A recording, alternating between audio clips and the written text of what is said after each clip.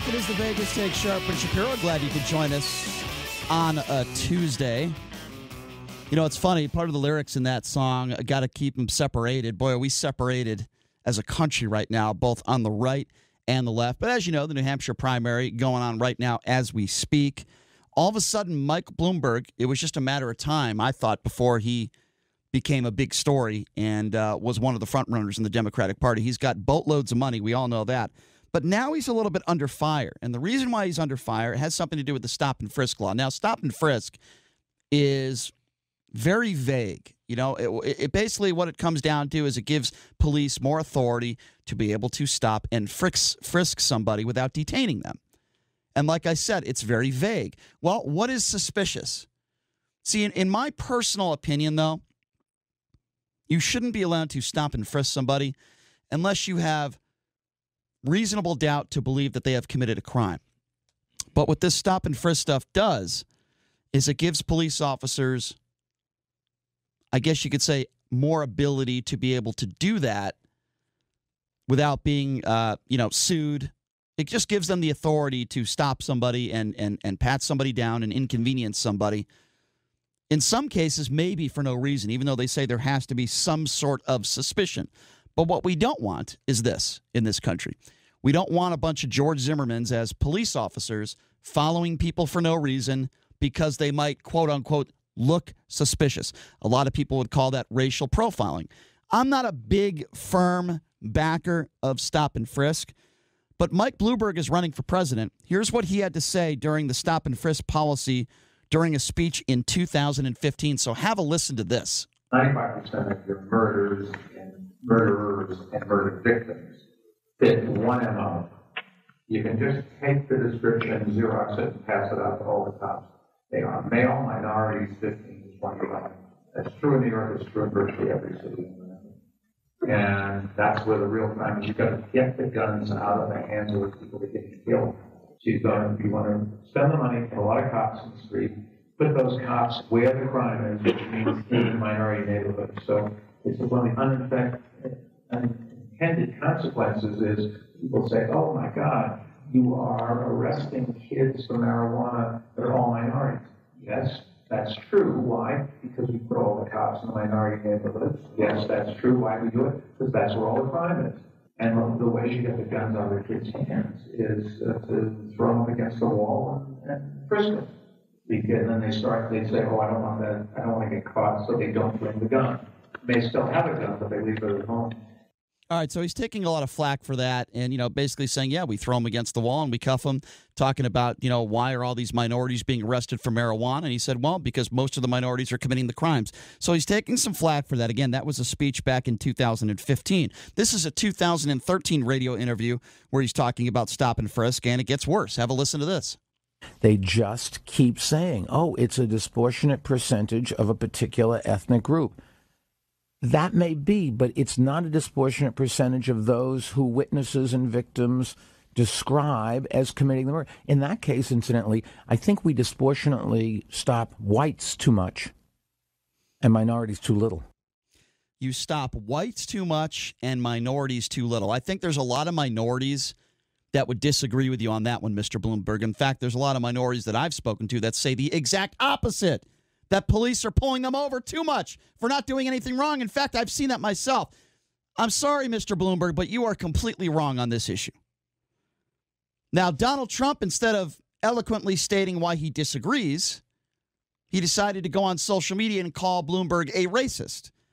Then, since that tweet has been taken down, and then Trump put up another tweet after he put down another tweet after calling Bloomberg a racist, and he said, quote, Mini Mike is a short ball hitter, tiny club head speed, keep America great. And there's a picture of Trump alongside Bloomberg on a golf course. First of all, Donald Trump, if we're just going to talk about golf, I don't even know how that guy could swing a golf club because he's so fat and disgusting. Donald Trump, with all the golf that he's played in his life, the fact that he's not a scratch golfer shows you he has literally no talent and no eye-hand coordination. That's number one. The fact that he is consistently attacking his height, which he has it's stupid, which he has no control over, means that he definitely he's intimidated by Michael Bloomberg. I think he has a little bit of He's worried about Michael Bloomberg. If Donald Trump is tweeting about you, there's a reason for it. Well, otherwise he wouldn't be attacking his height of all things. Is the guy tall? I mean, he's 5'8". He's not 6'1" or 6'2", but the guy is worth literally 15 times more than you, Donald. Well, Trump. here's the irony. He's worth $61 billion, and I think that Donald Trump is a little concerned with that. Okay, but here's the irony of all this. Many, not all, but a lot of the Trump supporters, or the ones wearing the Donald Trump knee pads, whatever you want to call them, I'm talking about the staunch Trump supporters, many of them are going after Bloomberg now and defending Trump. Here's the problem with that. Wait for it, folks. Donald Trump is the one at a town hall who said he supported stop and frisk. He supported the same thing that Bloomberg was talking about, and now he's calling Bloomberg a racist for it. Have a listen to this. There's been a lot of violence in the black community. I want to know, what would you do to help stop that violence, black on black crime? Right. Well, one of the things I'd do, Ricardo, is I would do stop and frisk. I think you have to. We did it in New York. It worked incredibly well. And you have to be proactive. And, you really help people sort of change their mind automatically. You understand. You have to have, in my opinion, I see what's going on here. I see what's going on in Chicago. I think stop and frisk. In New York City, it was so incredible the way it worked. Now, we had a very good mayor, but New York City was incredible the way that worked. So I think that would be one step you could do. So there's Trump saying he agrees with stop and frisk. He says stop and frisk work. You have an African-American that's asking him a question, and that's how he responds. So basically, he's reiterating everything that Bloomberg said. And what's the difference? Well, now the president, Donald Trump, he's not just Donald Trump, he's the president, and he calls Bloomberg a racist. So I guess that makes Donald Trump a racist too. No, but that's the reason why he deleted that tweet. Someone from his camp said, "Hey, Mr. President, wait a minute. You said this, and this is going to be all over the news waves if you're calling Michael Bloomberg, who could potentially be your number one competitor now that Biden is basically just throwing up all over himself for weeks and weeks." Okay, but you know what else, though? But the real question for me and the bigger issue is, if Michael Bloomberg is a racist, how is Rush Limbaugh not? Well, of course Rush Limbaugh's a racist. Obviously, I agree with you on that one. But here's what's even better. Donald Trump, I guess he supported a racist, because in those comments, Donald Trump said, quote, "You had a good mayor." So we have two things here that make Donald Trump a complete hypocrite. Two very important distinctions that I want to say once again. You have Donald Trump, who agrees with stop and frisk, who just said it in his own words, that he agreed with Bloomberg, yet all of his supporters are going after Bloomberg for stop and frisk. Do you realize how dumb these people are? And really, how stupid are you when you're a Trump supporter and you go after Bloomberg for his comments on stop and frisk when your own president, the man who you support, was for stop and frisk? How dumb are you as an individual? How stupid are you? How low of an IQ do you have, number one? Number two, did Trump not realize did he not remember those statements? He had to remember that at one point in his life, he supported stop and frisk. And then you're calling this man a racist. You're tweeting that he's a racist. You're tweeting out negative things about the guy when you're on record as saying he was a good mayor. Well, I mean, it's literally the definition of pot calling the kettle black. It makes zero sense. And my opinions on stop and frisk is that it's too shady. Listen, I don't mind being patted down. I don't mind going through the inconvenience, 15 minutes, a half an hour, whatever it takes to go through the security check at the airport to make sure that nobody's bringing a damn bomb on an airplane. I don't mind that inconvenience. But if you happen to be a minority, say in Ferguson, I don't know, anywhere, and I've seen it with my own eyes where minorities are being pulled over for no reason. Now, I think the majority of police officers are good people. I think the majority of police officers are not racist, contrary to what you might believe or hear from a guy like an Al Sharpton or a Jesse Jackson, who are race baiters. With that being said, this stop and frisk stuff is way too vague for me. Any police officer can say they had a reasonable suspicion that this person could be committing a crime, when in reality it could be just because of what they look like. In reality, it could be a police officer stopping someone because of the color of their skin. I am not comfortable with that, and none of us should be. So I disagree with the president, and I disagree with Mr. Bloomberg. We're taking your phone calls at 702-257-5396. Again, that number to call, 257-5396, if you want to comment on that. Folks, it's pretty cut and dry. Bloomberg is talking about stop and frisk, how it's effective, how it works. Donald Trump said the exact same thing. How will you fight crime? And he talked about stop and frisk, how it's been so successful in New York. He talked about how he supports it. It's very, very simple. Taking your phone, call 702-257-5396. The difference is Bloomberg actually went into detail as far as, he specified how minorities are singled out and how that could be a good thing in the grand scheme of things. Trump simply just agreed with what Bloomberg said. He didn't get into the weeds as far as breaking down what stop and frisk actually means, especially to minorities. But the problem is the president is calling him a racist for this. Whether the tweet was deleted or not, I don't care. The bottom line is the president called him a racist, and in that same speech, the president said, you got a good mayor. He called Bloomberg a good mayor. And now he's going after him. Why? Because Bloomberg is a threat to the 2020 election. It makes zero sense to me. I'm not okay with stop and frisk. I disagree with Bloomberg. I disagree with Trump. I think there are better ways to go after criminals. Stopping random people, for no reason, and I do believe some of these police officers are doing that. They're doing it today. It's wrong, and you're giving them more ability to do that. That's annoying. It's wrong. It's an inconvenience, and I don't like it. We're taking your phone calls again at 702-257-5396. Why don't we start off with Jason? Jason, you're first up in the Vegas take. What's going on? Hey, how you doing? I just landed in Vegas. I'm driving back to Phoenix, and I threw on the radio and thought I'd give you a buzz. I appreciate that, Jason. What's Go up, ahead. Jason? Great name. Yeah, I like both sides. I'm more of a Republican, but I got you. I'm on both sides. I should say I'm on both sides, but I just did want to say I'm from the East Coast, and if you guys want to take a look at stop and frisk, it was tremendously successful. And what Trump does have a big mouth for sure, and that's how he probably why he got elected. But the point is that you just said that Trump said the same thing Bloomberg did, and no, he didn't. Bloomberg said less whites and more Hispanics. So if people want to go ahead and take stop and frisk for it because there's minorities, well, he went more into detail. That's tough crap. Yeah, because if there's areas where there's more crime and they just happen to be there, right? It's kind of like when Obama during that whole thing in was it Missouri there when he said 80 and 90% of the people who got pulled over in that town were black. Well, 95% of the people there were black. So we're just talking about crap racism. It doesn't exist like people say. So Jason, you don't. Something to talk okay, about. so Jason, you don't think that there are some police officers out there that are racist? You don't think that some police officers treat minorities different than Caucasian people? Yeah, but you're going to live your life that way? Like, hey, some I cops didn't are say bad, that. some cops are good. How can you do that? That's just weird to me. And one last thing I got to go. Just like Rush Limbaugh's black engineer said, I've been with him for 30 years.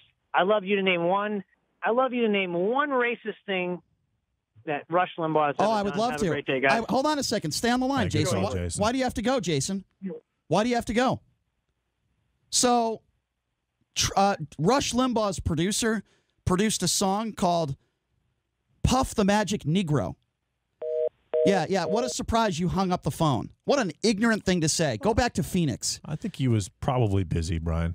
Excuse me. Let me answer his question. In all fairness, Rush Limbaugh did have an African-American producer, Ned Snerdsley, for over 30 years. Who produced a song, Puff the Magic Negro, who has said a number of racist things about the NBA, the NFL, the Bloods versus the Crips, the National Thug Association describing the NBA. I could name you hundreds of racist things that Rush Limbaugh said. It was a good call until you said that.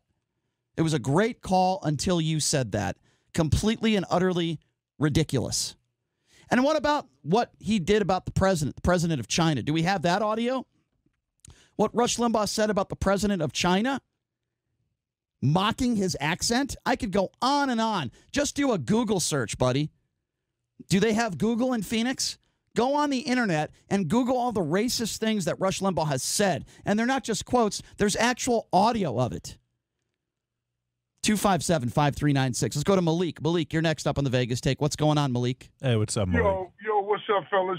So I'm from Brooklyn, New York, and I left in the 78 to join the military. But family members still live in New York, and young African American brothers and the Puerto Ricans, any Dominican, any minority, they experience it on the subway. And there's all this stuff talking about, well, there's only crime in the projects. Well, what about the mafia? But the thing is, like, the obvious thing is what Bloomberg did at that time. He called himself cleaning up the streets.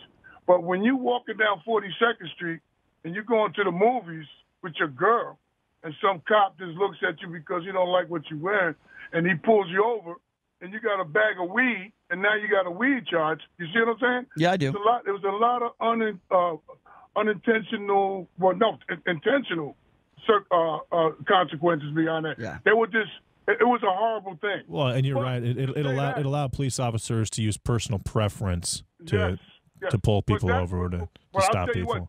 But I'll tell you what, I'll still take that Michael Bloomberg mistake. At least he apologized for it. He did. He did. I'll still take him over. Malik, low 40 IQ Donald Trump. I agree. I'll take him. I agree, Malik. Thank you for the phone call. By the way, that is a very important thing to note, is that Bloomberg did apologize. When was the last time you heard Donald Trump apologize for anything? He just called Bloomberg a racist. And then somebody in his, what is that? Where's that noise coming from? That was weird. I don't understand why Trump would call Bloomberg a racist. I think he said some things that I disagree with, but I wouldn't call Bloomberg a racist. That's the last thing I would call him.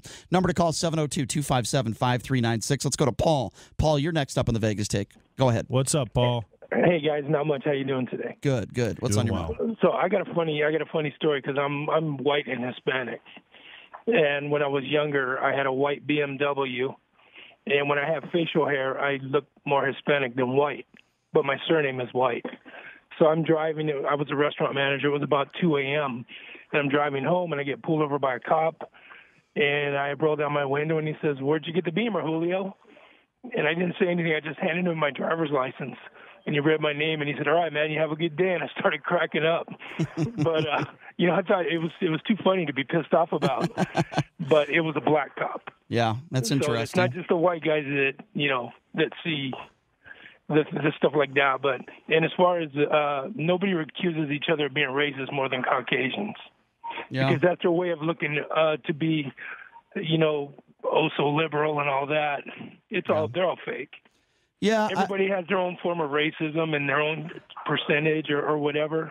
Yeah, but everybody's racist to a certain extent. I think bias. Are you malicious about it, or I think there are different levels. I think there are racists out there, Paul, and then there are people that might be a little biased. Exactly. I'll be the first one to admit, if I'm on a street corner and I see 3 people across the street that don't look like me, that are dressed a certain way, that look like they might be gang members. I might be more concerned about that than if I saw 3 people wearing country club outfits, and that doesn't mean I'm racist. I think that means I might have a bias instilled in me. Well, my son he's about 6'4" and he's about 290, and he's got the Caucasian genes in the family. He's blonde hair and blue eyes. Right. Started losing his hair, so he shaved his head. And I was like, well, that's I guess you don't have a choice. But then he grew a goatee.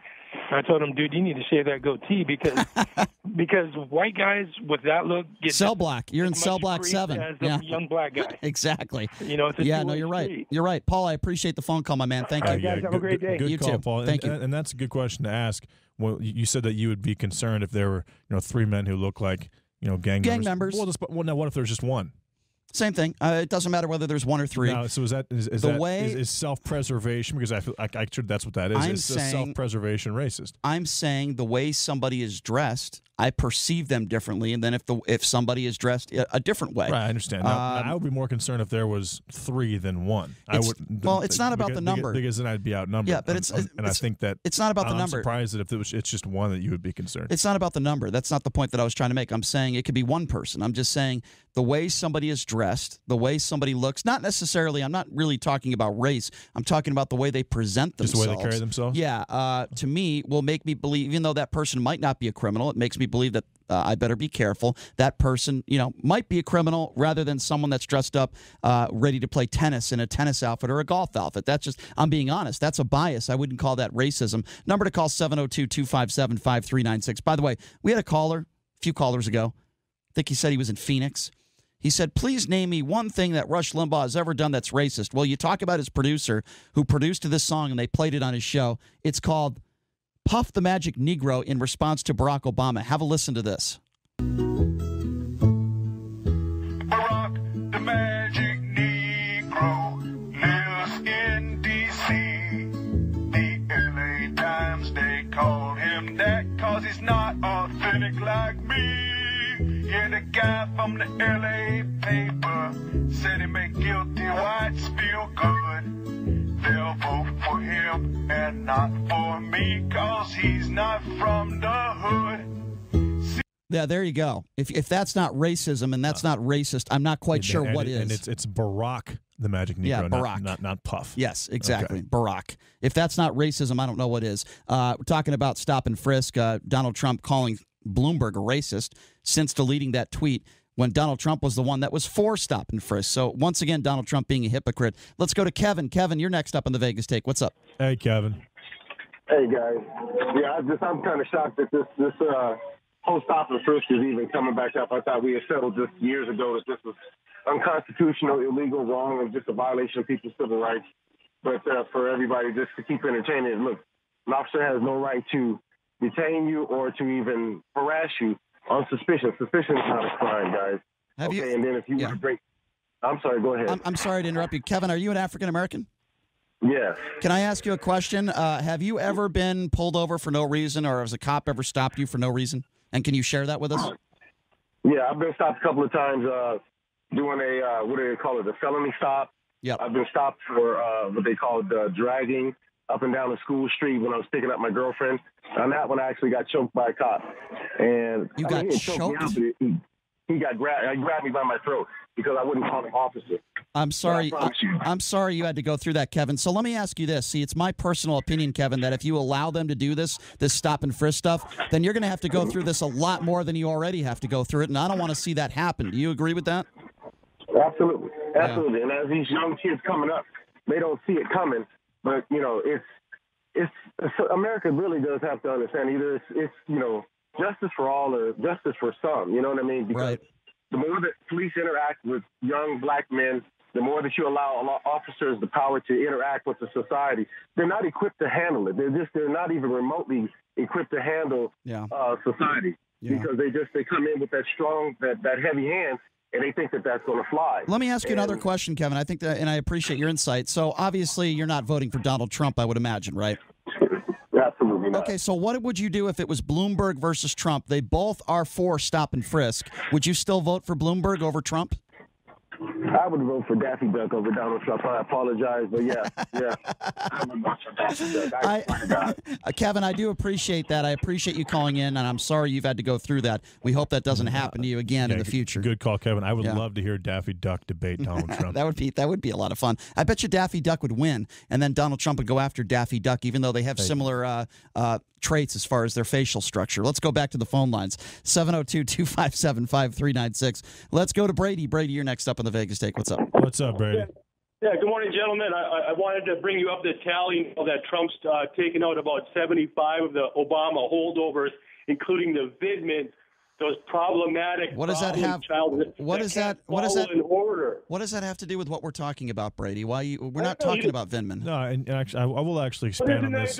Trump just weeding out the Obama moles. I love it. Hey, Brady, what exactly did Alexander Vindman's brother do wrong?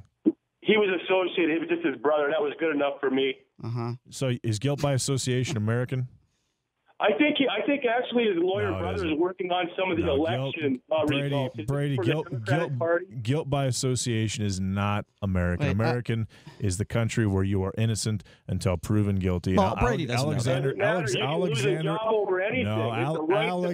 Vindman's brother should not have been fired. I understand Vindman considering the circumstances, but his brother was egregious. It was over the top. Well, we all know that, but we're not talking about Vindman, Brady. So we just played a song called Barack the Magic Negro that Rush Limbaugh played on his show. What do you think about that, Brady? Are you ready to say that was inappropriate and racist?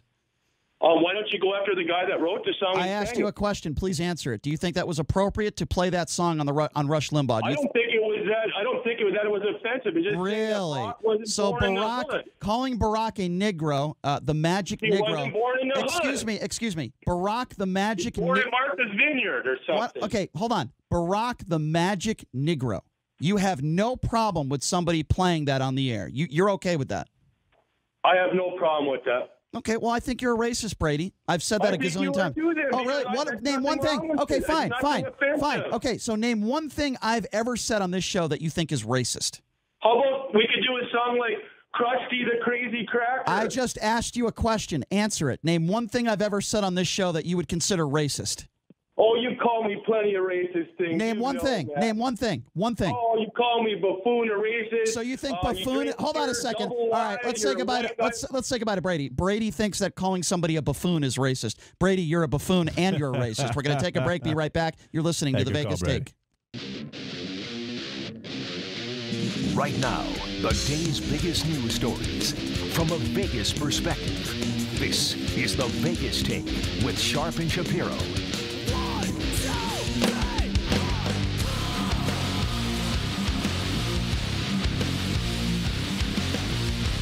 All right, welcome back. Hour number 2. Yeah, baby. It's the Vegas Take. Sharp and Shapiro. Glad you could join us.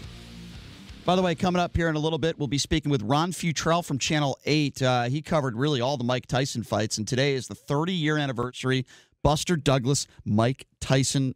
Buster was 42-1 to win that fight. So we'll talk to Ron coming up in hour number 3. Also, a woman who was former box office manager at Hard Rock. Her name's Diana Arnson.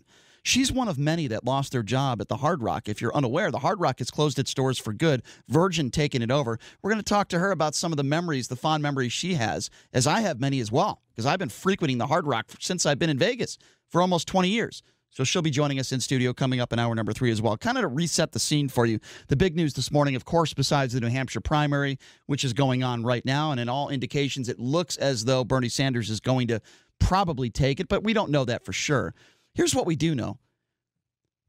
Mike Bloomberg has been under fire this morning because some tapes have surfaced about him talking about stop and frisk. Donald Trump takes to Twitter, calls Bloomberg a racist for these comments he made back in 2013 on a radio show. Have a listen to this. They just keep saying, oh, it's a disproportionate percentage of a particular ethnic group.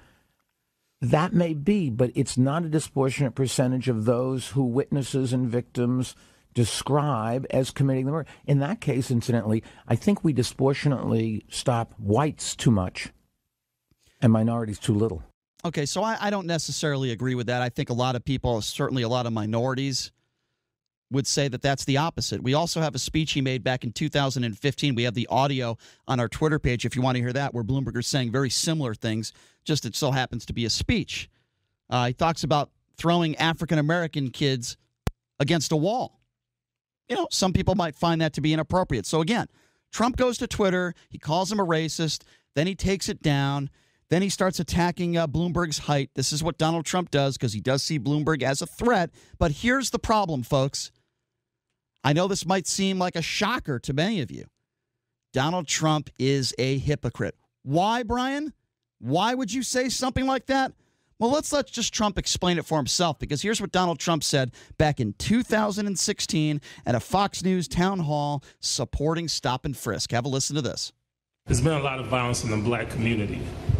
I want to know, what would you do to help stop that violence, black on black crime? Right. Well, one of the things I'd do, Ricardo, is I would do stop and frisk. I think you have to. We did it in New York. It worked incredibly well. And you have to be proactive. And, you really help people sort of change their mind automatically. You understand. You have to have, in my opinion, I see what's going on here. I see what's going on in Chicago. I think stop and frisk. In New York City, it was so incredible the way it worked. Now, we had a very good mayor, but New York City was incredible the way that worked. So I think that would be one step you could do. You had a very good mayor. He's talking about supporting stop and frisk. He was a very good. So was Giuliani. New York's had two extremely good mayors, and they've done a lot to. I mean, keep in mind, back in the early '90s, New York was a cesspool for crime, and both those mayors really cleaned it up. Right, but the point being is that he's complimenting Bloomberg on being a good mayor, and now today he's calling him a racist, and he hasn't said one positive thing about Bloomberg. That is the definition of a hypocrite. Well, do you know why Donald Trump is scared of Bloomberg, Brian?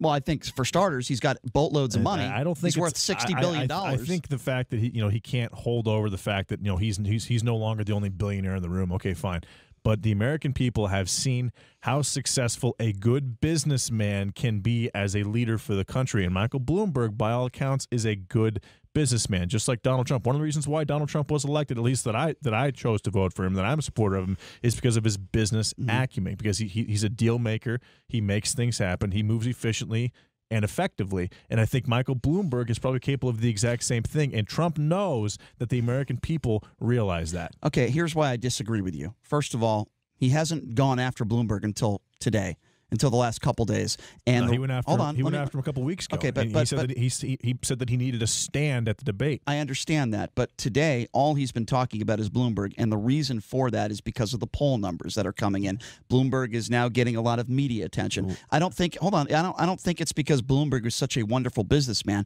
I think it's because Bloomberg has all the money in the world to finance his campaign, to put ads everywhere, to get his name out there, number one. Number two, Trump has had some sort of relationship with Bloomberg when he was in New York. Sure. He knows Bloomberg pretty well, and he probably knows, I'm sure he knows this, that Bloomberg is a fairly intelligent guy and could probably do a pretty good job on that debate stage. And I think Trump absolutely sees Bloomberg as a threat. I don't think it's because Bloomberg is a good businessman. I think it's for those other reasons that I mentioned. And we're taking your phone calls on this. What do you guys think? Let me just give out the number. 702-257-5396 is the number to call if you want to be a part of this conversation. Again, that number to call is 257-5396. Well, the poll came out, and Bloomberg has 22% of the African American vote, and that came out yesterday. Now that is why he's using the word race, or that's why he tweeted out the word racism in response to that particular poll. And then it was deleted thereafter because somebody in Trump's administration probably told him to take it down. But the fact that Bloomberg is a successful businessman, and Trump, as a successful businessman, has done a good job so far, especially with the economy, Bloomberg is now game for a voter who thinks the way that I think, or a voter who votes based on the things that I vote on, like economy, like jobs, et cetera, et cetera. And I think that Trump, again, he realizes that, because Bloomberg is not a career politician. He is a career businessman, and a career businessman, Donald Trump, has been a very, very good president for voters like myself. But he's a former mayor of New York City. He understands how politics work. It's not some guy who just showed up and doesn't have any experience, number one. And number two, that might be one of the reasons, but it's certainly not the only reason. And there's a lot of good business people out there that Trump doesn't see as a threat. For example, Tom Steyer. I think you can make the argument that Tom Steyer is a pretty damn good businessman, self-made billionaire. Have you seen Trump make a lot of comments about Tom Steyer? No. And the reason why he's not making comments about Tom Steyer is because he knows Steyer has absolutely no chance of being the front runner of the Democratic Party. The reason why he's going after Bloomberg is because he knows Bloomberg has a really good chance to win. He knows Steyer has no chance, and that's the point I'm trying to make. Steyer is a great businessman. He doesn't have a chance. Trump is going after people that actually have a chance. And if Buttigieg keeps doing well, he's going to continue to go after Buttigieg. But, it's why he went after Biden. It's why he brought up the Bidens in that phone call with the president of the Ukraine, because he saw at that time Biden was the biggest threat to take his presidency. Now it does not appear that way. I can tell you right now, if we were in those times, I don't think Trump would have brought up the Bidens in that phone call, as he liked to call a perfect phone call. Number to call, 702. Speaking of the perfect phone call, call into the Vegas Take. 702-257-5396. Zelensky will not be on the other side of it, and we will not open up any investigation into the Bidens, even if you try to bribe us. 702-257-5396. Go to Joel. Joel, you're up on the Vegas Take. What's going on, man? Hey, what's up, Joel? Well, since I can't bribe anybody, I don't know what else I have to talk about. Or if you're not going to try to bribe me, what's the point? Anyway, JD, I have to question you when you say that Trump is a great businessman. Fact of the matter is he has filed bankruptcy multiple times. He's walked away from his obligations. He's stiffed contractors time and time again whenever he builds projects. And as far as the economy goes, yes, he has been successful, not because he started from scratch, but because he didn't screw up what had already been started. Now, if you take a look at the numbers, the fact of the matter is in the first 3 years of Trump's administration versus the last 3 years of Obama's administration, Trump has created fewer jobs. So I don't understand how you can really say, given the facts, that Trump has been so successful. Trump has been very successful. He's had over 4,000 LLCs. I believe 4 of them have been bankrupt. He bankrupted 4 major companies. You don't know, and the fact of the matter is he won't show us his tax returns, so we don't know how much money he has. We don't know how in debt he has or who he's in debt to. And I don't understand why a successful businessman wouldn't want to make that known. I mean, he loves to brag about Joel, how great he is. let's focus on that, Joel, for a second. Hang on the line here. So, JD, explain that to me. Why would a good businessman not want to release his tax returns? Because if you release your tax returns and you're great at what you do, wouldn't that prove that you're a great businessman? Joel makes a valid point. Why won't he show his tax returns? I don't think he wants to. He doesn't have to. But why? I'm asking you why. Because he doesn't want to and he doesn't have to. We know he doesn't have to. He is not being forced to. We know so he he's doesn't. not going to do anybody favors. JD, that's not the argument. We know. I agree with you. That's fine. We know he doesn't have to. What Joel is asking is why. What's the reason for him not showing his tax returns? Come on. Let's be honest here. There's got to be a reason, right? I'm sure, but I don't know what the reason is. Do you? You have no idea what that reason is. I have absolutely no idea what the reason is. Is it possible that he owes money to a Russian bank that Vladimir Putin owns under the table? Is that possible? Is it possible that he's not the great businessman that you think he is? Donald Trump, and he's not worth the money you think he is worth? Brian, Isn't that possible? What do you think Trump Tower is worth in New York City? I don't know. I don't know. Just the real estate alone. How about the golf courses? I don't know. JD, can I ask a question? Go ahead. How about you, Joel? What do you think? What about Trump Tower in Las Vegas? What do you think the real estate where both those places obviously it's are worth worth? Hundreds of millions of dollars. Okay, I know. Donald, I'm telling you, the real estate that Trump Tower in New York City sits on is worth $1 billion. All right. Well, Joel, go ahead, Joel. JD, how do you know that Trump actually owns these, given that he won't show his tax return? How do you know that he doesn't? You're making an assumption based on nothing. I'm questioning the validity of the argument. You don't think that Donald Trump owns Trump Tower in New York City? I'm saying that he may not own it in its entirety, like he brags about. Well, like he has a 15% partner. You don't think he owns a majority of Trump Tower in New York City? You don't think he owns the real estate? Do you know why Jeff Bezos purchased the Washington Post? Do you know why? Why are you changing the subject? Do you know why Warren Buffett purchases newspapers all over the country? Hey, why are you changing the subject? I'm just saying that the real estate where these particular businesses sit on is worth billions of dollars. Absolutely right. Absolutely right. Agree exactly. With you. But that is not my question. So I'm not going to assume that Donald Trump doesn't own Trump Tower. That's a ridiculous assumption. Do you know what Nike pays? Do you know what Nike pays in rent to Trump Tower every year? Do you know what Nike pays in rent to Trump Tower every year? Go ahead, Joe. Go ahead.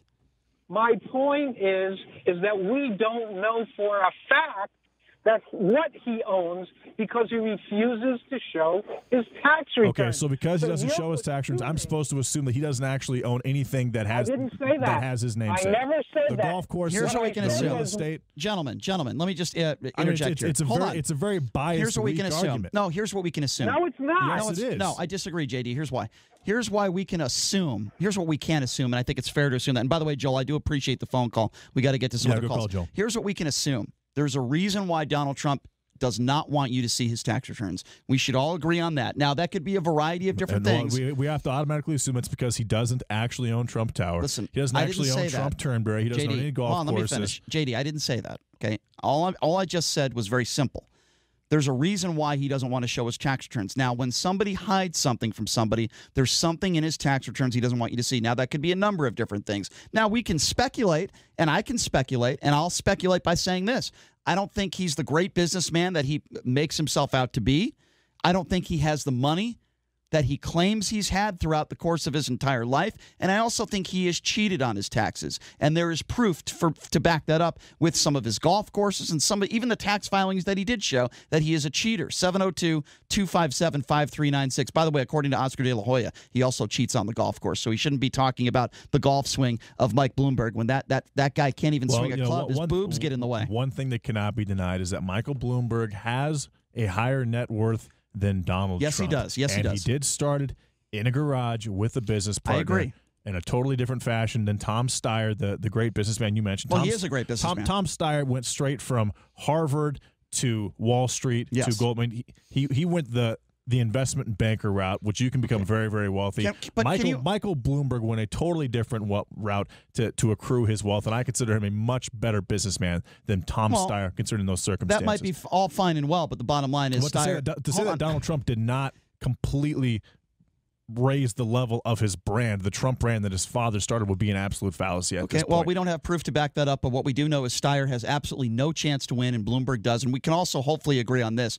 Donald Trump has a lot of problems swinging a golf club because his male boobs get in the way. Can we agree on that? Yeah, that's totally relevant, No, Brian. it's very relevant because he went after Bloomberg and Bloomberg's golf speed, club head speed. Donald Trump's boobs get in the way. Can we agree on that? Do you think that Donald Trump swings the club harder than Bloomberg, Brian? I think Donald Consider Trump. the fact that he's 6'3", 260.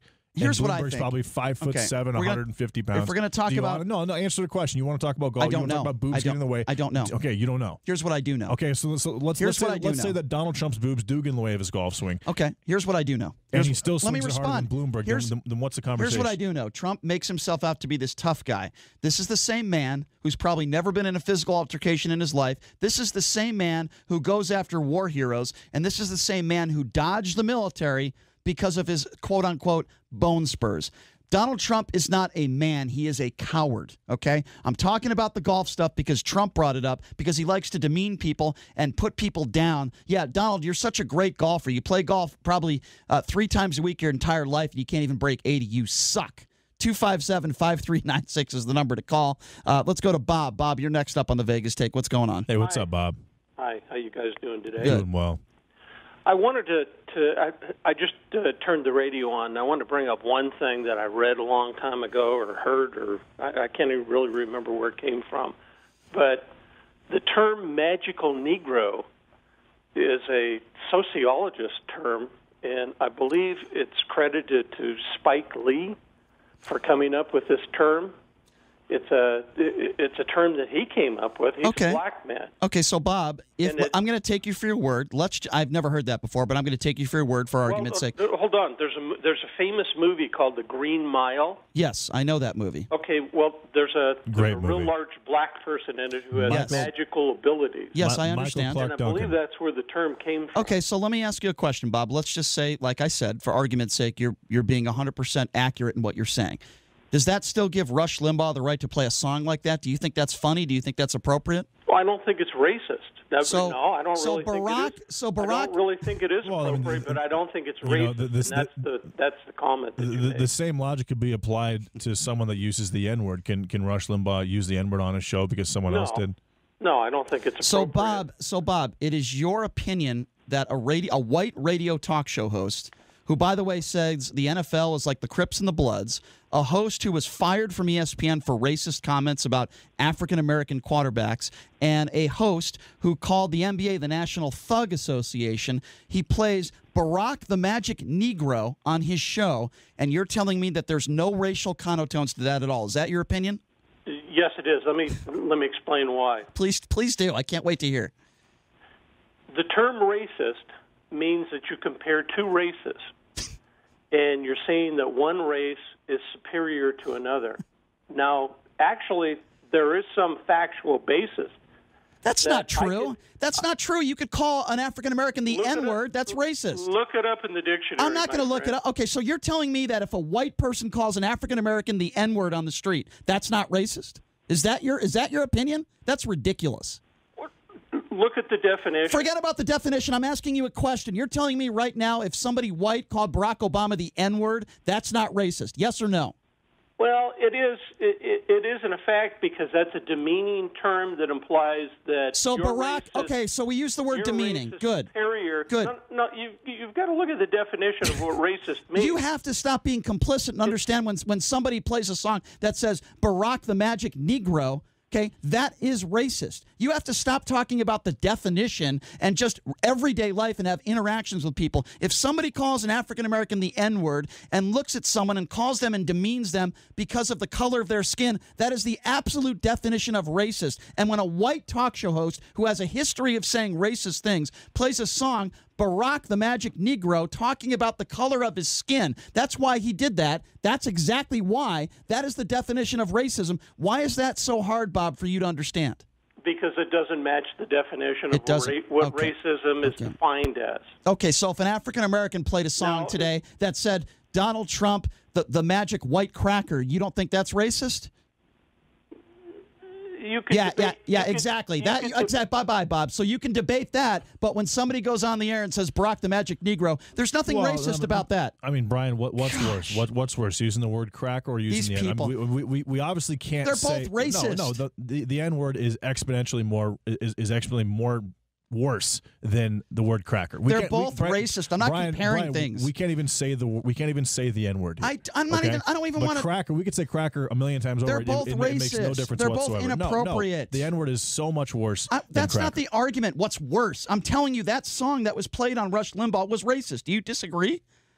Barack the Magic Negro, there's nothing racist about that? I'm just asking you, yes or no? It's not. Is it racist? Of course it's racist. Okay, thank you. That's all I'm asking. And there's people that are defending it. But someone making a song about Donald Trump the cracker would not be even remotely as racist. But it's inappropriate. Sure. It's inappropriate. You could deem it inappropriate. I wouldn't do that. I wouldn't do that.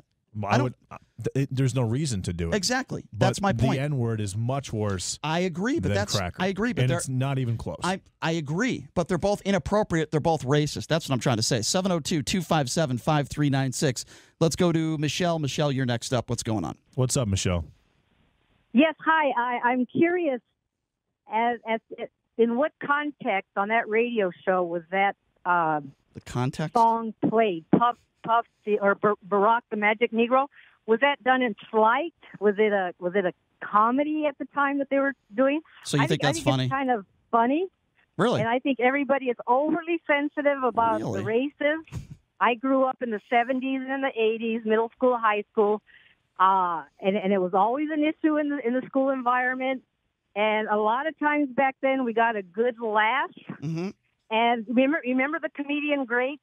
Yes, I do. That would make fun about black, white, Hispanic, Asian, and we would roll around and laugh back then. So can I ask you a question? And now everybody's just too sensitive. Okay, so when I talk about Donald Trump and I call him a scumbag, and I've said a lot of things about, do you have a problem with that, with me calling him a bunch of names? No, I don't have a problem with it at all. Okay, well, I'm happy. I think it's okay for you to have your opinion and speak freely. Right. I agree with you, but I would never use the N-word, and I would never call him a cracker, and I would never demean him based on him being white. What Rush Limbaugh did was demeaned Barack Obama because he is an African-American. And when you hear that song that has racial connotations, now you might find it funny, and that's fine. I think when you're broadcasting to millions of people, and by the way, he has a history. You also have to look at the history, calling the NBA the National Thug Association. He got fired from ESPN for making racially insensitive comments. I believe you have a duty. We're not talking about a conversation at a bar. We're talking about on the radio. He has a huge following, and I personally believe when you say things like that, you have a responsibility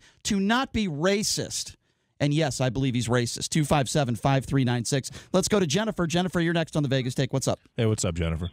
Hi, guys. How you doing today? Good. Doing well. Thanks for taking my call. Absolutely. I'm on the way to work, and I'm listening to you guys talk about Rush and racism and how Trump's a racist, this, that. I didn't say we never said Trump's a racist. I never said Trump's a racist. No. Okay, excuse me. Racial comments coming up from his mouth.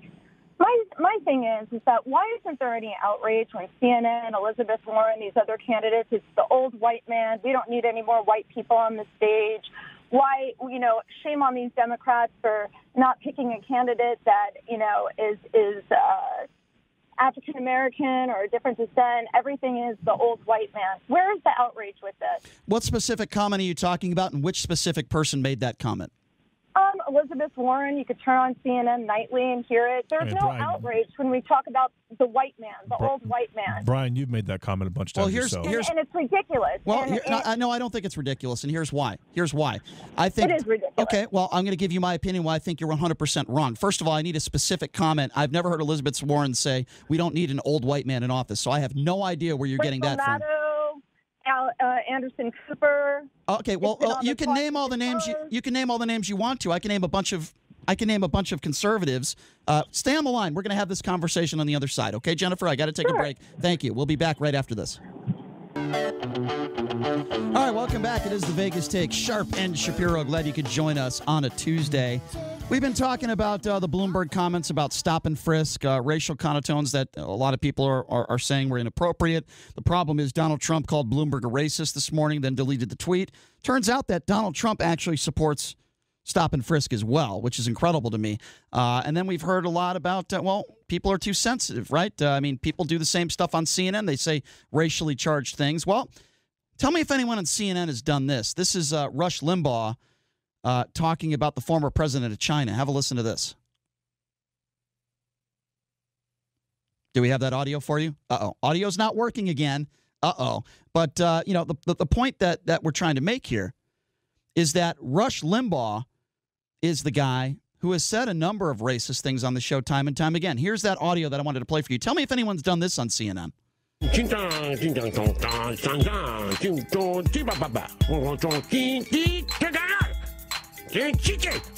right, you get the idea.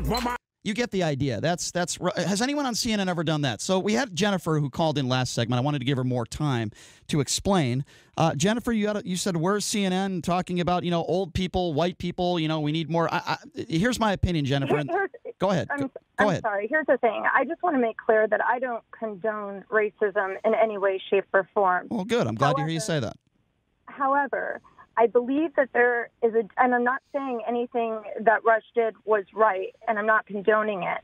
What I'm saying is that in the media, there seems to be a double-edged, a double standard here, where you asked me to name specifics, Cory Booker, Kamala Harris, Anderson Cooper. Well, can I just interject there, Jennifer? Here's what I believe many of these Democrats are talking about. They're talking about diversity. Guess what? I agree with them. The Democratic Party is always the party talking about diversity. When you look up on that stage, everybody is white right now. With the exception of Yang. I have a problem with that, too. So I think maybe some people are not speaking their opinions eloquently. Let me give you mine. I don't want someone over the age of 70, the president of the United States. I want younger people in there. I don't think that's racist. I don't think that's wrong. It's my opinion that... I want someone a little younger in office. I don't think there's anything wrong with that opinion. I want someone that's got a little bit more energy. I don't want someone that's older, number one. Number two, I want diversity also. Now, yes, it should be the best candidate regardless of what your skin color is, but when the Democratic Party preaches to the Republican Party 24/7, diversity, diversity, diversity, and then when you look up on their stage and everybody is white, I think that's hypocritical. So that's my opinion, Jennifer. And I respect your opinion, but my opinion is this. We need to look beyond color, sexuality, and all these other things, and who is the most qualified. Just because someone is black does not mean that they're going to run this country better. Just because somebody I would never say that.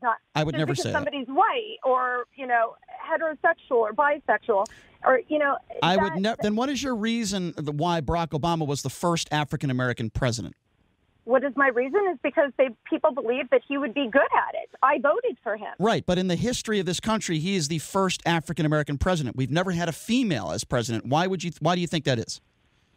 Well, one, not many females ran up until Hillary Clinton. I mean, she was the only one female that actually ran for president. Because you're right, but I think that the reason for that is I don't think a woman ever thought they would have a chance to win, and now they do. Listen, Jennifer, I appreciate your opinion as well, your thoughts as well. I think we agree more than we disagree. And listen, just like you, Jennifer, I wish we didn't have to look at gender. I wish we didn't have to look at the color of one's skin. I agree with your comments about Rush. I'm glad you don't support the things that he's done as well. But going back to this stop and frisk thing that we were talking about, you can't be a hypocrite as the president. You can't call somebody a racist because of a policy that you supported. That is called hypocrisy. And that's what President Trump did today. Thank you for the call, Jennifer. 702-257-5396 is the number to call. Let's go to James. James, you're next up on the Vegas Take. What's going on? Hey, I'm curious why none of the candidates are mentioning the recent surge of anti-Semitic behavior. That's a good point, James. That's a good point. You know what? Yeah, I haven't heard one thing about it other than on the news when, thank God, they caught him before it happened. Right. Well, listen. If you go back in time, nobody's been persecuted longer than the Jews. Bernie Sanders is Jewish. Yeah. If anybody should be talking about this, you're right. If anybody should be talking about this, James, is Bernie Sanders. He's Jewish, and he hasn't even brought this up. Yeah. It continues. I mean, it goes from pre-Bible days, and it seemed, obviously the Holocaust, and it seems like every other generation decides that it's anti-Semitic time. Yeah, well, I'll tell you what. Don't expect Ilhan Omar to ever bring up anti-Semitism. That's for sure. That's right. Yeah, I mean, listen. Yeah. And it really annoys me because it annoys me too. They seem to be the group that is always left out, and nothing is ever said until something horrible happens. Well, that terrible synagogue shooting in Pittsburgh, we had a threat right here in our backyard, James, as you know, and when our news director covered the story where he's getting 2 to 3 years in jail for threatening to go into synagogues and shooting innocent Jews. But if you watch Fox News, James, and you watch Tucker Carlson, he thinks the idea of white supremacy is a hoax. Well, this is not about white supremacy or anything else. This is about what is right, and if we're going to protect race, religion, then you have to include everybody. You can't just agree. Are there not enough Jews that their votes count, or what? Yeah, to me, you're right. That seems to be what it is. You make a very good point, and I'm very shocked that at least the Democrats haven't even brought that up, let alone Republicans, James. I don't think there's enough. There's a song by Brian Setzer, and one of the lyrics is, "I'd like to help you, son, but you're too young to vote." And it kind of applies to the Jews, I guess.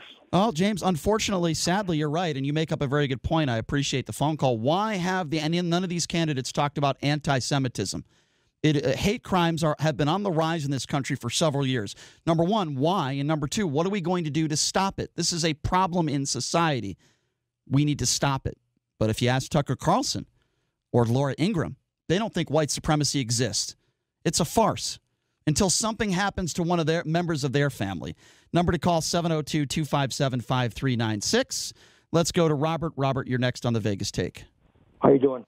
Good. What's on your mind? You know, anyways, I thought Bloomberg, he started off to be an accountant, but it didn't work out so well because he kept on coming up short. Well, I don't know where you're getting at. What do you mean he came up short? He's worth $60 billion. Robert? Robert, are you there? Robert, did you drop the phone? Robert, I think you came up short with this phone call. 702-257-5396 is the number to call. We've been talking about Bloomberg stop and frisk. Bloomberg made some comments several years back supporting stop and frisk. He made some comments that some people would consider racially dividing the country. Then Donald Trump called him a racist this morning on Twitter. But here's the problem with Donald Trump doing that. The problem with Donald Trump calling out Bloomberg, it's pretty simple, folks. Trump in a town hall in 2016 backed stop and frisk. Not only did he back stop and frisk, he actually said positive things about Mike Bloomberg. He said he was a good mayor. And now he goes on social media attacking Bloomberg. Now, why is he doing that? Well, for a couple different reasons. He's going after Bloomberg because Bloomberg already, upon us in the last few days, is now turning into possibly one of the front runners in the Democratic Party. Certainly money is not an issue. He's worth about $60 billion. Bloomberg is a successful businessman, as my co-host J.D. Sharp pointed out. Bloomberg is a smart guy. He's intelligent. And I believe he would do a good job on that stage against Donald Trump. So Donald Trump decides to go to Twitter today and starts attacking Bloomberg. Yes, he's attacked Bloomberg before, but not to the extent of this morning, calling him a racist, so on and so forth. 702-257-5396 is the number to call. Let's go to Alex. Alex, you're next up on the Vegas Take. What's up? Hey, what's up, Hey, Alex? good morning. Listen, I haven't called in a very long time because, unfortunately, I think, Brian, you've really angered a lot of people that believe like me about Donald Trump. I think Why have I angered you? What have I said that's angered you? A lot of times, and I'm Hispanic, so I'm going to give you my Hispanic point of view on this issue that you guys are talking about. Because a lot of times you call us stupid, ignorant. No, that's not true. No, you're mischaracterizing. No, that's not true. You're mischaracterizing. I've never called everybody who supports Donald Trump stupid. I can explain how it happened. Please do. You were speaking to someone, and you said, how can you be so hypocritical supporting a guy like Donald Trump who's a hypocrite on this issue? Let me tell you something. I'm going to give an analogy. I've been married for 30 years, and if you think that I agree with my wife 100% of the time, you're wrong. Okay, what does that have to do with Trump? This isn't about... Let me explain. Donald Trump is, unfortunately, not a politician, and he blows it a lot by tweeting and saying stupid stuff. However, here's the reason why I like Donald Trump, because of what actions he's taken to better the country. How often do you listen to this show? Not with his stupidity. Hold on, Alex. Not his okay, tweeting. Alex. Tweeting. Yes, Alex, go ahead. Alex, how long have you been listening to this show? Probably from the very beginning. Okay, At first I like you, Brian, a lot. Okay, and I think you're a very funny guy, and I like. I appreciate that. It opens up my viewpoint. I appreciate that. This is important, though, Alex. Sometimes you go overboard Alex, with some other calls, and Alex, I don't appreciate it. Okay, well, Alex, that's nice of you to say. I appreciate that. But let me be clear here. If you've listened to this show for a couple of years, then you know I say this all the time. There are reasonable Republicans, and then there are unreasonable Republicans. The reasonable Republicans are the one that support Donald Trump because they like his policies, but they wish he would stop saying hateful, hurtful things and get off Twitter. Those are the reasonable Republicans, and I have respect for them. The ones I don't have the respect for, the ones that I call dummies and biased buffoons, are the ones that say Donald Trump can do no wrong. They have no problem with the things he says on a regular basis, whether it's going after Gold Star families or war heroes or immigrants. Those are the people that I have a problem with. Never have I ever said in my life or on this show that if you voted for Donald Trump, you're dumb. I would never make that comment. And if I call a caller stupid... You know who would? Don Lemon. Okay, but I wouldn't. Rick Wilson. Okay, I wouldn't. Okay, I wouldn't do that, Alex. I accept that then. I will accept that. Now, listen, Alex, one other thing. If I call somebody a name, like, for example, we had somebody call into the show last hour. I played the song that Rush Limbaugh played in his song, Barack the Magic Negro. If somebody calls into this show and says they have no problem with playing that call and it's not racist, then you're an idiot. That's just my personal opinion. I haven't called you any names because you like his policies, but you wish he would stop saying stupid things like you said. And you brought up a good point. You don't really care what he says. You care what he does and how it positively affects your life. And I think a lot of the country is going to vote based on that. Yeah, very well said what you just said. My problem is in the past, we had George Bush, Barack Obama, and the rest of them. They were all well-spoken, eloquent. I don't know if W was well. They didn't do what Donald Trump has done. Okay, so what is he? Okay, so W was still more polished than Trump. All right, so Alex, let me ask you this question then: what specific policies has Donald Trump put in place that has helped you personally? Well, personally, removing the mandate on that Obamacare thing. I was paying $200 a month for the Obamacare. It was useless. My deductibles were in the. I don't recall anymore. It was $8,000 or $9,000. Yeah. So that's $200 more Which is a month crazy. in my pocket. But what I'm trying to get at is I wish Donald Trump would keep his mouth quiet and stop tweeting. But you know something, he's done a lot. The MCA, the NAFTA, the Paris Treaty Agreement, the crime bill that affects so many minorities. That's called the Second Chance Bill. The sanctuary situation that he keeps bringing up, he's absolutely right. Absolutely. School choice.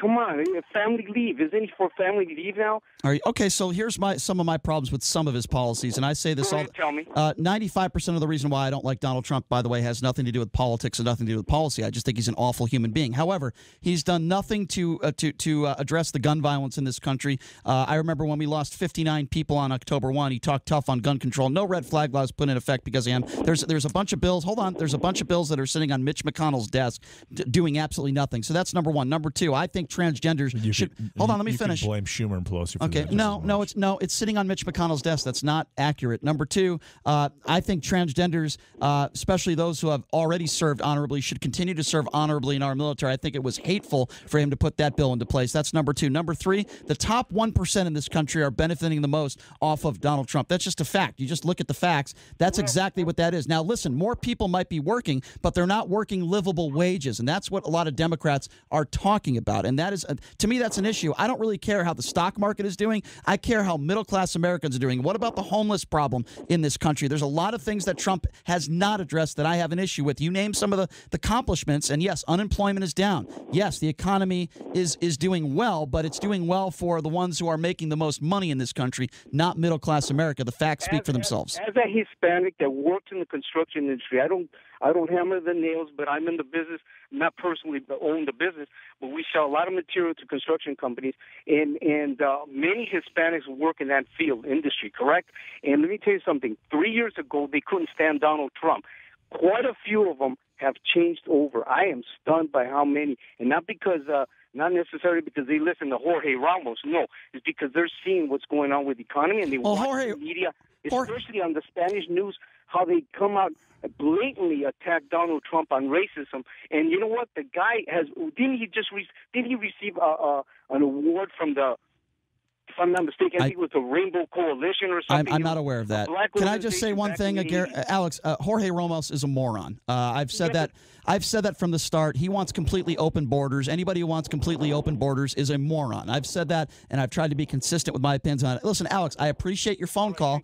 You sound like a reasonable guy, and I'm glad you called in. It's not reasonable Republicans that I go after. It's the ones that are unreasonable. 702. Yeah, good call, Alex. Brian, what can Donald Trump do to combat homelessness? Well, that's kind of a loaded question. Especially considering the fact that the majority of the places where the homeless issue is the worst are in traditionally highly democratic major cities. Here's what I would say to that. I think mandatory if you're homeless and you commit a crime, as long as it's not a violent crime. I think mandatory. You need to get some help with mental illness. I'm gonna make the analogy to gun control. And Donald Trump can run, and he can pass a law or introduce a law. A national law. You have a lot of these people when we talk about bypassing all the states, all the Democratic states, despite the fact that he's a Republican. I'm just trying to answer your question. This is just my opinion. I think there's a couple things here. The majority of the people that are homeless on our streets, not just Las Vegas but across the country, have mental illness, severe mental illness. A lot of them are veterans who suffer from post-traumatic stress disorder and drug addiction. Those are the three things that I would focus on, and I'm not sure both Republicans and Democrats are doing enough to combat those three issues. I think if we go after those three issues, we're not going to get everybody off the streets. People are still going to be on the streets, but it certainly is going to help the problem. And I don't think the president, all the way down, people are doing enough to combat this problem. Throwing money at people or putting an ordinance into place, fining people for being on the streets and putting them in jail is not going to solve the problem. Mental illness, drug addiction, post-traumatic stress disorder. We need to tackle those three issues. Do you think that Donald Trump called Carolyn Goodman and gave the recommendation for the ordinance? Absolutely not. But what I am saying is he's not doing enough on those three issues to combat the homeless problem. It's a very difficult issue, especially when many of these people don't want to be helped. It's an extremely difficult issue. But no, I don't think the president's done enough. I don't think our politicians have done enough, and they've let people down, including our veterans. 257-5396. Let's go to Gary. Gary, you're next up on the Vegas Take. What's going on? Hey, what's up, Gary? Yes, sir. Okay, as far as the president goes, he talks like the regular working class. Grab him by the P? Yeah, you're right. Regular people talk like that. You're absolutely right. No politicians talk. Right on the table, that's it, cut and dry. Yeah. Okay, about the homeless. You got a mayor there in Vegas. They own a lot of land in that county, okay, the city. Why don't they put up military barracks for the homeless, okay? Now you're helping them out. Well, Let that's them what farm, Oscar Goodman basically stuff like suggested. this.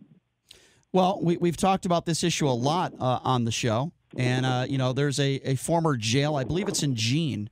And Oscar Goodman has talked about maybe sending some of these people to this facility where they can get medical help. They can get help possibly with mental illness and addiction.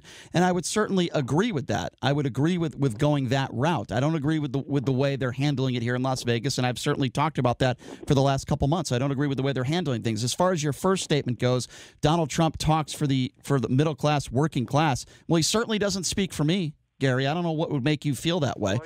Well, now, Brian. But he talks to a lot of us out here on the street that worked with their hands. That's what counts.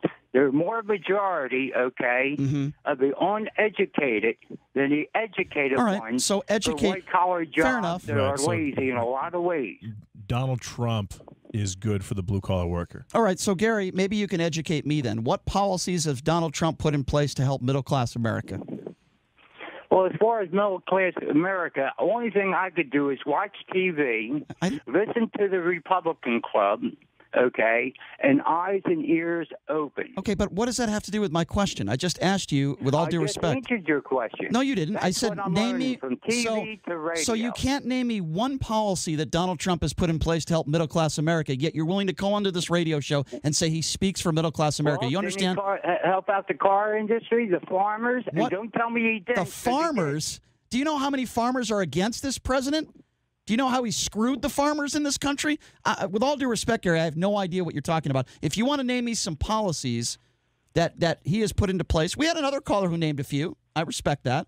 You're saying he speaks for middle-class America. He claims to be a billionaire, okay? He is absolutely, unequivocally, unquestionably a billionaire, Brian. So you there's no claim. Okay, fine. So Steve Mnuchin and all the people in his cabinet that are extremely wealthy, do you think that represents middle-class America? He said he was going to drain the swamp, Gary. Everybody in his cabinet, not everybody, but the majority of people in his cabinet are extremely wealthy. I thought he said he was going to drain the swamp. That represents middle-class America, his administration? Okay, how much money are you making on this radio station? I'm not going to. What does that have to do with what I just said? And that's a very good question. If Brian wasn't working in this particular job, if he was working in a job where what the president does policy-wise actually affected Let me his be income, very because clear. Right now it does not. I believe that his stance would be a little different. No, and, it wouldn't. And he would. No, it wouldn't be. No, it wouldn't. Let me be very clear. If your pockets were affected by the president's policy, because right now they are not. Let me be very clear. But if your pockets were affected by the president's policy, Brian, would you consider more about what he says or what he does? Let me just respond to what Gary said, and then I'll answer your question. Let me be very clear. Donald Trump had absolutely nothing to do with the job. You know what, Gary? With the job I have now. I've been working and busting my ass in radio for 20 years. No president. Not to interrupt you, but you're still talking on the radio station. And I've been doing that, and I was doing that when Obama was president too. But guess what? I didn't thank Barack Obama for me having a radio job. Thank God, right? There's people like this where you have a station on there where you're hired and you're making money. And you want me to go on my knees and thank Donald Trump, Gary? It's completely ridiculous. And you say that Trump speaks for middle-class America, yet you couldn't name me one policy that he's put in place to help middle-class America. I find that very troubling. But, keep watching your Fox News. Keep listening to the right-wing talking points. 702-257. Good call, Gary. 702-257-5396. Let's go to Carl. Carl, you're next up on the Vegas Take. What's going on, Carl? What's up, Carl? Yeah, hi, guys. Listen. I've said this before to you. You're talking about what a wonderful businessman. That's why people voted for Trump. Well, number one, I've mentioned this before, and I'm going to mention it again. Why is there no bank in the United States would loan him a nickel? He got all his money, most of it from Deutsche Bank in Germany, who has been fined $25 billion because they washed money from Russia through the bank to other sources. All right, well, let's let JD. He got his money. Carl, let's let JD respond to that. Yeah. Go ahead, JD. Yeah. He was a millionaire at age 8 through his father. He raised money. He actually, I think he took in about $413 million in loans from his father over the course of his business career. Deutsche Bank, I don't know where they would be integrated in any conversation, despite the fact that his grandfather was a German national citizen who immigrated to the United States. But I've heard nothing of Deutsche Bank giving him all of his money, so to speak, for his 9 properties all over the United States and all over the world. Well, you said We're it talking though. Vancouver, Chicago, New York. Yeah, obviously he had a start. He had a head start. I'm not suggesting that he didn't, but he didn't turn that into nothing. And he's never actually personally declared bankruptcy. He's had LLCs, limited liability corporations, declare bankruptcy, of which he's had over 4,500 of them between his real estate question, show your tax returns, Mr. President. Let's go to Jay. Jay, you're next up on the Vegas Take. What's going on? What's up, Jay? Hey, how you doing today? Good. I'm doing well. Go ahead, Jay. Jay, did we lose you? Go ahead. Hello, Jay. No, and you really hate Trump, which is okay and everything. But I hate your cell phone. That's what I hate. That's true. He definitely hates your cell phone more than he hates Trump at this moment. I hate Jay. I'm very certain of that. All right, let me be clear here. Because people seem to Jay, Jay, you can call back on when you're not on an Obama phone. But the truth be told, here's the reason why I really dislike the man, Donald Trump, and I'll give you the reasons again, and then we'll go to break. First of all, when you have unprotected sex with a porn star a couple months after your wife has a child, it's a bad guy. Number one. Number two, when you go after a POW, John McCain, who was a POW for 5 years, and you say you don't respect him because he was captured. When you talk, grab women by the P word. Wussy, replace that with a P. I don't even want to say it. That's not locker room talk. I've never heard anybody say anything like that. That's number three. Number four, you're a complete womanizer your whole life. You've cheated the system. That's a bad guy. And it's my personal opinion that when you're the leader of the free world, this being the president of the United States, I want somebody in office that is a good human being. Then we can have the discussion of policy. And I didn't agree with Obama's policies, but one thing I've always said about Barack Obama, good man, good father, not an embarrassment to the country. Some people care more about unemployment than they do about somebody setting an example for others. We got to take a break. And when we come back, we'll be joined by Ron Futrell, Channel 8, talking about Mike Tyson, Buster Douglas, 30-year anniversary today. We'll talk about that when we come back.